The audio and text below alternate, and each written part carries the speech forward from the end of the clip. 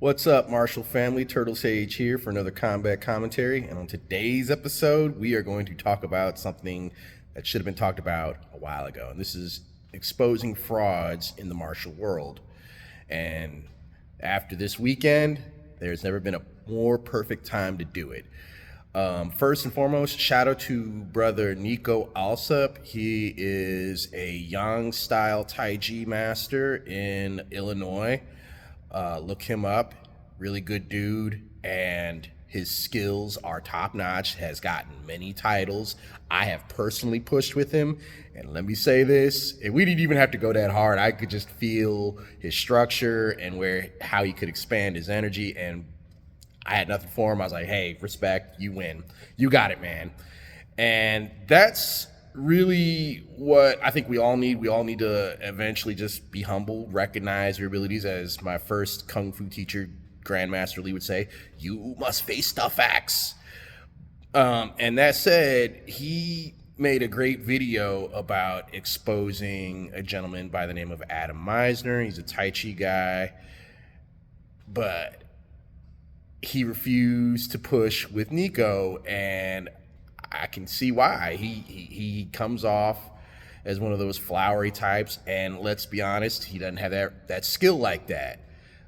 Anybody with the skills can recognize that, and I think we need to do a better job of policing that.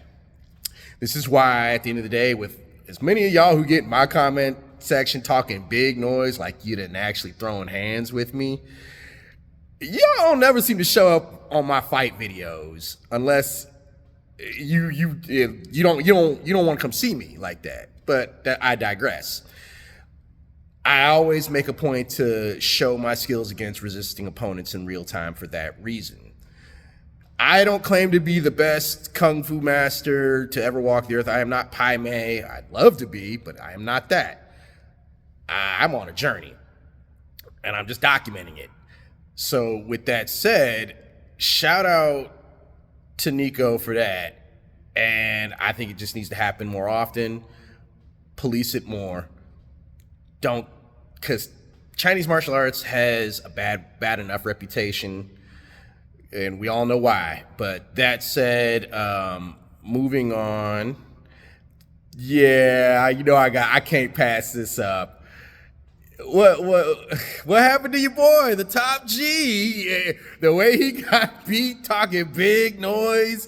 How you gonna be like a lame and ain't got no hands? You got your face caved in. And the other one, Jake Paul. Look, we been knew what would happen if he got into the ring with a real hitter who wasn't past their prime and who wasn't that good. They ain't throwing fights for money. You couldn't buy off Anthony Joshua, and I love to see it.